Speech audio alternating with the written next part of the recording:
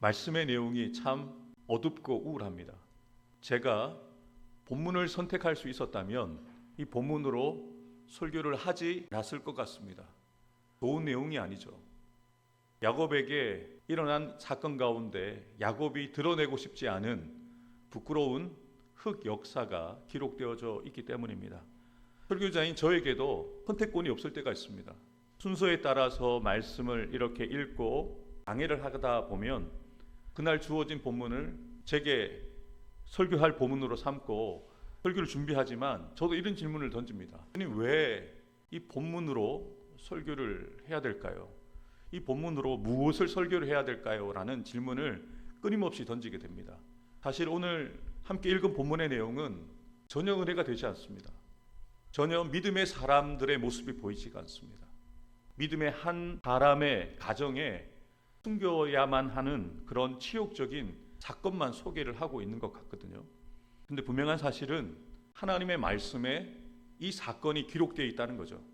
이 말씀을 통해서도 하나님이 우리에게 주시고자 하는 메시지가 있다는 거죠.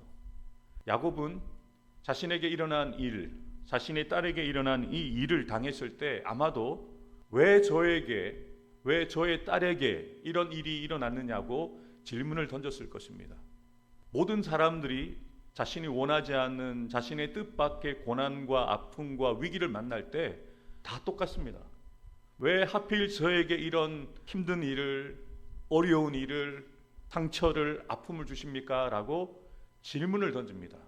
세상 사람들도 당연히 그 질문을 던집니다. 왜 나에게 이런 일이? 그리고 그들은 그렇게 이야기를 하죠. 재수 없게, 이런 표현을 쓰죠. 다른 사람들에게 일어나지 않는 일인데 나는 왜 이런 일들이 일어났느냐라고 원망하고 불평하죠. 근데 여러분, 우리는 세상 사람들과 달라야 되지 않겠습니까? 왜 나에게 이런 일이 일어났는지 묻는 질문을 넘어가야 한다는 거죠. 이 사건을 통해서 하나님께서 무엇을 깨우치기를 원하시는가? 하나님의 음성을 들을 수 있어야 됩니다. 하나님의 뜻을 분별할 수 있어야 된다는 거죠. 그것이 세상 사람들과 하나님을 믿는 우리와 구별되어짐이라는 거죠. 주님, 제가 이 상황 가운데 무엇을 하기를 원하십니까? 또 주님, 제가 하나님 앞에 혹시 범죄한 것이 있다면 회개할 것이 무엇인지 그것을 하나님 앞에 묻고 회개할 것은 회개하고 우리가 올바로 반응해야 될 것들은 반응해야 된다는 거죠. 오늘 본문 창세기 34장 전체를 읽으셨지만 하나님이라는 단어가 한 번도 나오지 않습니다. 이 어려운 일을 당했는데 야곱의 아들들도 하나님을 찾지 않습니다. 이게 기가 막힌 일이죠. 우리가 찬양은 드렸잖아요. 어려운 일 당할 때 세월 지나갈수록 의지할 것뿐이기 때문에 더욱 주님을 의지합니다. 우리 이렇게 고백을 합니다. 우리는 찬양을 드렸습니다. 근데 정말로 결정적인 순간 하나님이 필요할 때, 하나님을 찾아야 될 때, 하나님의 뜻을 물어야 될 때 우리도 야곱과 같이 하나님이 없을 때가 많습니다.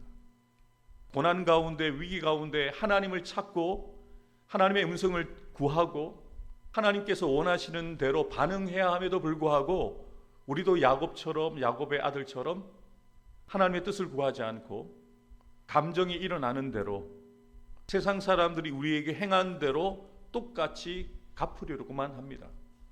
참 이것이 참 안타까운 거예요. 여러분, 야곱과 야곱의 아들들의 모습이 한심하게 보이시죠? 야곱의 모습에서, 야곱의 아들들의 모습에서 우리의 모습을 볼 수 있어야 됩니다. 우리의 모습과 같구나. 우리와 별반 다르지 않구나. 하나님과 겨루어 이겨 이스라엘이란 이름을 가지게 되었던 야곱조차도 이 결정적인 순간에 하나님을 찾고 있지 않은 모습이 우리와 다르지 않구나. 이것을 깨달아야 된다는 거죠. 야곱이 가나안 세겜 지역에 그 형 에서와 상봉을 하고 화해를 한 이후에 바로 그 아버지가 있는 브엘사바까지 내려가지 않습니다. 이 세겜이라는 지역에 머물러서 집을 짓고 모축들을 위해서 외양간을 짓고 난 이후에 10년을 그곳에 머뭅니다. 이것이 바로 문제의 발단입니다.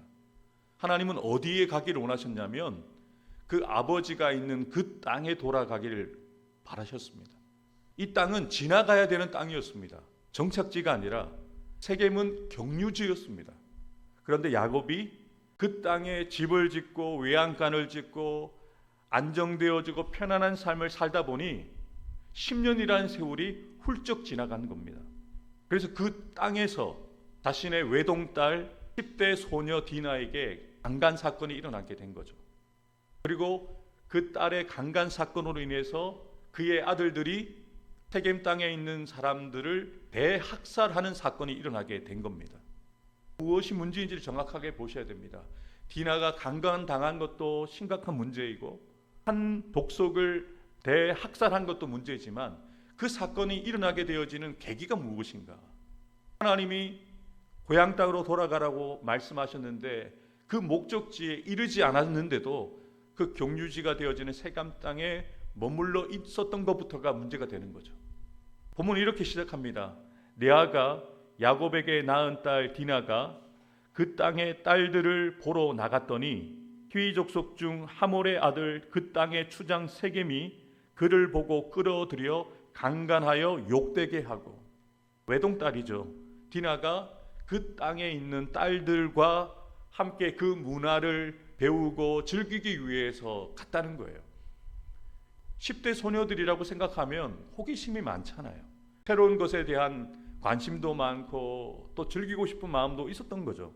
그래서 디나는 여느 10대 소녀처럼 자기가 살고 있는 그 지역의 사람들이 어떻게 사는지, 어떻게 노는지 그것을 보기 위해서 내려간 거예요. 10대 소녀라면 충분히 그럴 수 있죠. 그런데 그 땅의 추장 중에 한 사람이었던 세겜이 디나를 보고 자신의 집으로 불러들였고 강간했다는 거죠. 여러분, 그냥 성경이 기록된 사건이라고 생각만 하지 마시고 여러분들의 자녀에게 이런 일이 일어났다고 생각해 보십시오. 상상하기도 싫은 일이고 말하기도 싫은 일입니다. 이 일이 누구의 집에 일어났습니까? 약속의 아들 이삭의 대를 잇고 약속을 이어나갈 야곱의 집안에 믿음의 가정 가운데 이러한 일이 일어나고 있다는 거죠. 여러분, 우리에게도 이런 일이 일어날 수 있다는 겁니다. 우리가 전혀 원하지 않았고 말하기도 싫은 일들이 우리에게 일어날 수 있다는 거예요. 또 더 기가 막힌 것은 강간을 했던 세겜이 야곱의 딸 디나를, 그 소녀를 사랑하여서 그의 상처 입은 마음을 위로하고, 사실 위로가 되지 않을 것 같습니다. 원하지 않는 성관계를 맺었고 강제로 폭력을 당한 거잖아요. 그것이 상처가 치유될 수 있겠습니까? 근데 말로써 그냥 위로하고 떼운 거죠. 더 기가 막힌 것은 그의 아버지에게 찾아가서 이 소녀를 내 아내로 삼도록 아버지께서 도와주세요라고 얘기한 거죠. 정상적인 아버지였다면 어떻게 해야 합니까? 이 아들을 혼내야 되죠. 너 잘못했다. 따끔하게 혼을 냈어야 되죠. 혼을 내지 않습니다. 왜냐하면 세겜은 그 집안에서 존귀한 자였다라고 기록하고 있잖아요. 아버지에게는 너무나도 귀한 아들이거든요. 한 족속의 추장이 될 만큼 대단한 아들이었으니까 프라이드도 가지고 있었을 거거든요. 그 아들이 잘못한 것에 대해서는 이야기하지 않고 아들이 원하는 것만 듣고 야곱을 찾아가는 거예요. 참 기가 막힌 일이죠. 그리고 그 아버지는 그 아들이 바라는 대로 야곱을 찾아갑니다. 야곱이 그 딸 디나가 강간당했다는 이야기를 듣게 되었는데도 야곱은 아무 말 하지 않습니다. 침묵이 되게 멋있어 보이잖아요. 야곱이 지금 야곱스럽게 대처하고 있는 겁니다. 적극적으로 대처를 했어야 되죠. 자기 딸이 강간을 당했는데요. 자기 딸이 억울하게 입에 담을 수 없는 일을 당했다면 따졌어야 되죠. 그 아들들이 함께 하지 않는다 할지라도 그 가문의 가장으로서 책임감을 가지고 딸을 위해서 싸웠어야 되죠. 그런데 싸우지 않습니다. 이 이야기를 듣고 오빠들이 화가 나서 주체할 수가 없는 거죠. 제가 오빠라고 해도 참을 수가 없었을 것 같아요. 쫓아가서 정말 당장의 일을 처리하고 싶었는데 야곱이 혼인을 성사시키기 위해서 왔던 하몰과 그 아들 세겜의 말을 듣고 우리 아들들과 상의를 해라. 또 이 문제를 자신이 해결하려고 하지 않고 아들들에게 토스를 합니다. 그리고 그 아들들은 어떻게 해결을 합니까? 너희들과 우리가 통혼할 수 없다. 만약에 우리가 너희들과 통혼하기 위해서는 우리가 하나님의 백성으로서 구별되어진 증표로 받게 되어진 할례를 남자들이 다 받아야 한다. 너희들이 할례를 받는다면 우리의 딸을 너희에게 주고 너희의 딸과 우리가 서로 통혼하겠다라고 제안을 하죠. 듣기에는 그럴듯하게 들렸습니다. 그럴듯한 해결 방법으로 생각되었습니다만 사실 야곱의 아들들의 마음 속에는 그들과 통혼할 생각이 전혀 없습니다. 그들은 하나님께서 하나님의 백성의 증표로 주신 할례를 잘못 사용하여서 복수의 도구로 사용한 거예요. 지금은 마취라도 하지만 그때는 마취를 하지 않고 돌로, 칼로 남성의 그 성기의 표피 부분을 잘라냈다라고 그러면 그 고통이 이루 말할 수가 없습니다. 일주일 동안 거동이 불편합니다. 이 야곱의 아들들은 그것을 알고 있기 때문에 그들을 치기 위해서 의도적으로 모든 성인 남자들이 할례를 받게 만든 겁니다. 방법이 틀렸죠. 그 마음은 충분히 공감하고 이해가 됩니다만 방법이 틀렸습니다. 하나님께서 하나님의 백성의 증표로 주신 할례를 잘못 사용하고 있고 그들이 세상 사람들처럼 보복하고자 하는 마음으로 잘못 행하고 있다는 거죠. 그리고 그 일을 누가 실행을 합니까? 디나의 친오빠이죠. 같은 어머니를 두고 있는 시므온과 네이가 족속들에게 찾아가서 칼로 도륙을 합니다. 말살을 시켜버리는 거죠. 더 기가 막힌 것은 대학살에 참여하지 않았지만 나머지 형제들도 그 세겜 족속에게 찾아가서 모든 것을 가지고 왔다는 거죠. 그런데 더 기가 막힌 것은요, 이 일을 나중에 소문을 듣게 되어진 야곱의 반응입니다. 야곱이 시므온과 네이에게 이르되 너희가 내게 화를 끼쳐 나로 하여금 이 땅의 주민 곧 가나안 족속과 브리스 족속에게 악취를 내게 하였도다.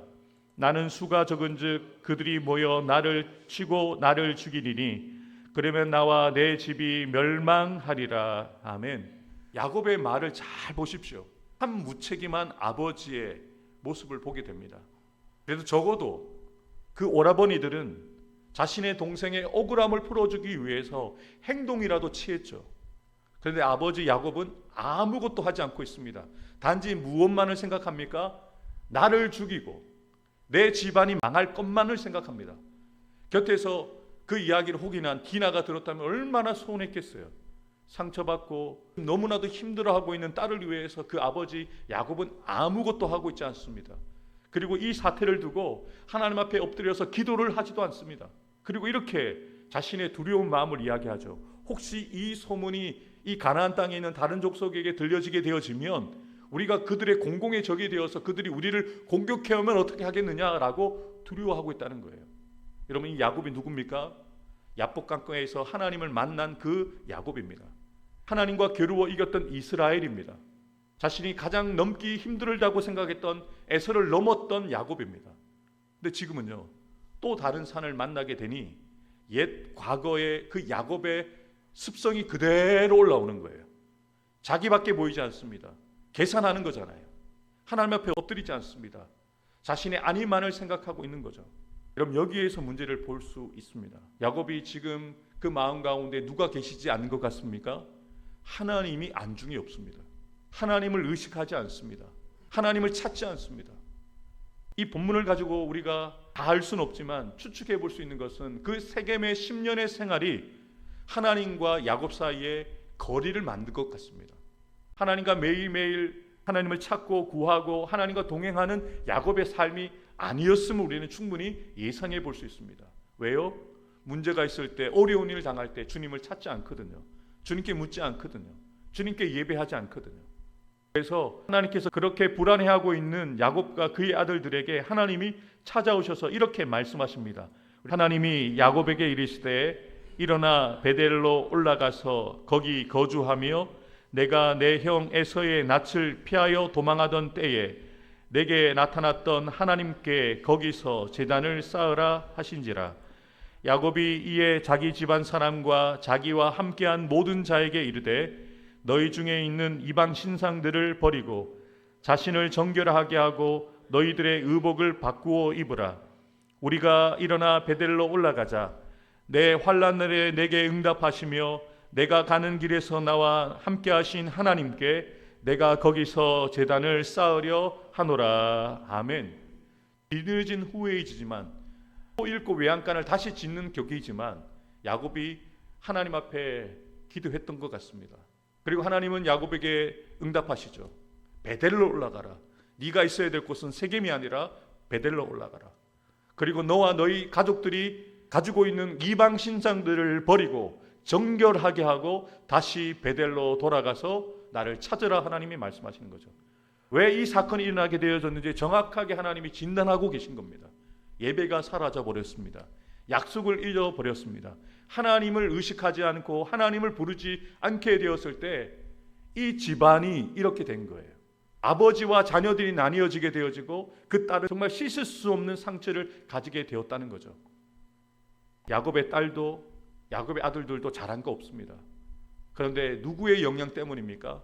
야곱이 하나님 앞에 바로 서 있지 않았기 때문에, 그 집안을 하나님 앞에 바로 세우지 않았기 때문에 이 일이 시작되었다는 것을 하나님이 말씀해 주시는 것이죠. 지금 저와 여러분들이 중요합니다. 여러분들이 하나님 앞에 어떻게 서 있느냐에 따라서 여러분의 아들이 살 수도 있고 여러분의 딸들이 살 수도 있고 죽을 수도 있다는 거예요. 우리의 집안이 세워질 수도 있고 무너질 수 있다는 거예요. 여러분은 지금 어디에 계십니까? 하나님의 뜻이 있는 베델이십니까? 내가 편하게 생각하는, 내가 원하는 세겜에 머물러 계십니까? 베델로 나아가야 합니다. 다시 제단을 쌓고 하나님 앞에 예배하는 자로 세워질 때 우리 가정 가운데 일어나는, 우리 자녀들 가운데 일어나는 그 문제의 근원을 주님께서 끊어주신다는 것이죠. 오늘 주신 말씀을 따라서 우리가 함께 이렇게 기도하기 원합니다. 내 뜻밖의 고난과 아픔을 만날 때에 감정적으로 반응하고 사람의 방식이나 세상적 방법으로 대응하는 것이 아니라 먼저 하나님을 찾고 주님의 뜻과 마음을 구하기 원합니다. 죄와 상처와 부끄러움의 자리에 머물러 있지 않고 하나님께서 싫어하시는 세상의 것들을 버리고 정결하게 하며 환난 날에 응답하신 하나님께 예배하는 삶을 살아가게 하옵소서. 하나님께서 나의 사랑하는 부산로 교회와 나의 사랑하는 성도들의 가정과 자녀들 일터 위에 복에 복을 주시고 지켜주시며 더 큰 은혜와 능력을 더하여 주셔서 늘 평안하고 편안하게 하옵소서. 아멘.